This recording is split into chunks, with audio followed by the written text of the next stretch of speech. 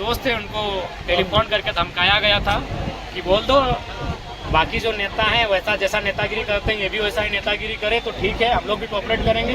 और नहीं तो ये ज़्यादा अगर ये मतलब ग्रामीणों का पक्ष लेगा, ज़्यादा अगर रैयतों का पक्ष लेगा तो ठीक नहीं होगा, देख लेंगे, इस टाइप का बात बोला गया है।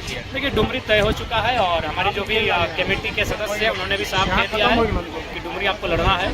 जो डुमरी के संभावित प्रत्याशी हैं उन्होंने भी कह दिया है कि डुमरी इस पर आप ही को लड़ना है क्योंकि वहाँ सबसे ज़्यादा वोट मिला है और उस वोट को आपको बरकरार रखना है। तो डुमरी मान के चले जंगल सीट डुमरी तय हो चुकी है। अब कोलियरी की बात करें तो मैंने 2 सीटों पे नज़र है जिसको हम लोग पैरमो कहेंगे और मांडू कहेंगे। देखते हैं उन दोनों सीटों पे कहाँ कदम रखते हैं। चलिए हमारी कोल माफिया है उनके दबंग घर तक घुस के आते हैं और महिलाओं को मैंने कपड़ा फाड़ कर पीटा जाता है। तो ऐसे में हम कैसे अपने मतलब गुस्से को काबू रखें।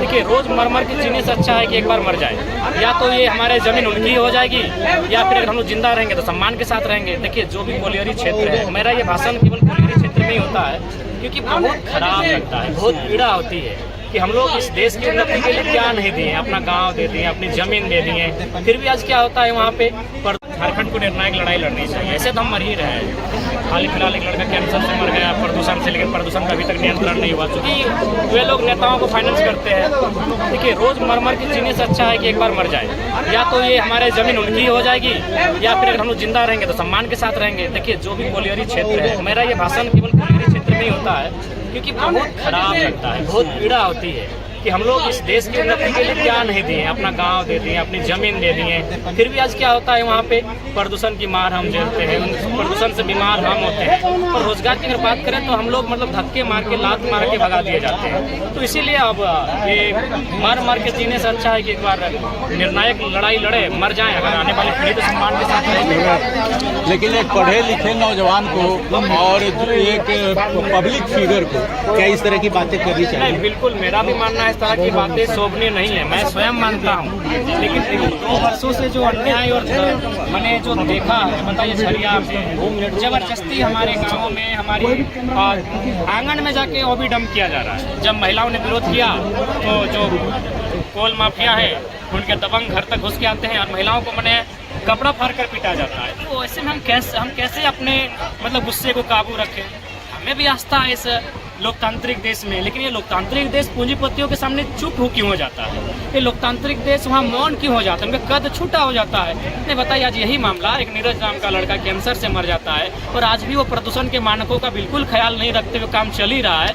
तो हम कैसे विश्वास करेंगे लोकतांत्रिक व्यवस्था में हम आम व्यक्ति भी कहीं फिट बैठते हैं?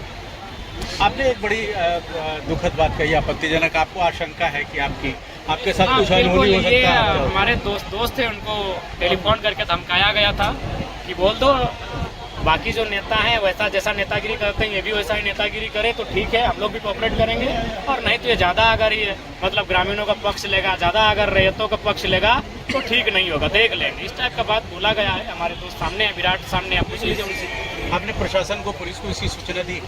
देखिए हमें लगता है कि पुलिस प्रशासन को हमने बहुत जल्द हम लोग अपने अंगरक्षक के लिए भी इस बात का लेटर ड्राफ्टिंग हो चुका है, इस विषय की हम लोग जानकारी उनको देंगे। हालांकि हमें इस बात का कोई भय नहीं है कि हमें मार देंगे, तो उसके डर से हम दे रहे हैं।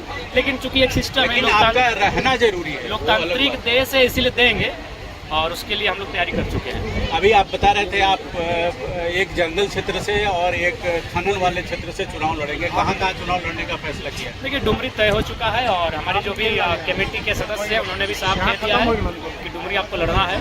जो डुमरी के संभावित प्रत्याशी हैं उन्होंने भी कह दिया है कि डुमरी इस बार आप ही को लड़ना है क्योंकि वहाँ सबसे ज़्यादा वोट मिला है और उस वोट को आपको बरकरार रखना है। तो डुमरी मान के चले जंगल सीट डुमरी तय हो चुकी है। अब कोलियरी की बात करें तो मैंने 2 सीटों पे नज़र है जिसको हम लोग पैरमो कहेंगे और मांडू कहेंगे। देखते हैं उन दोनों सीटों पे कहाँ कदम रखते हैं। चलिए हमारी शुभकामनाएं आपके साथ है। ये जयराम महतो जिन्हें लोग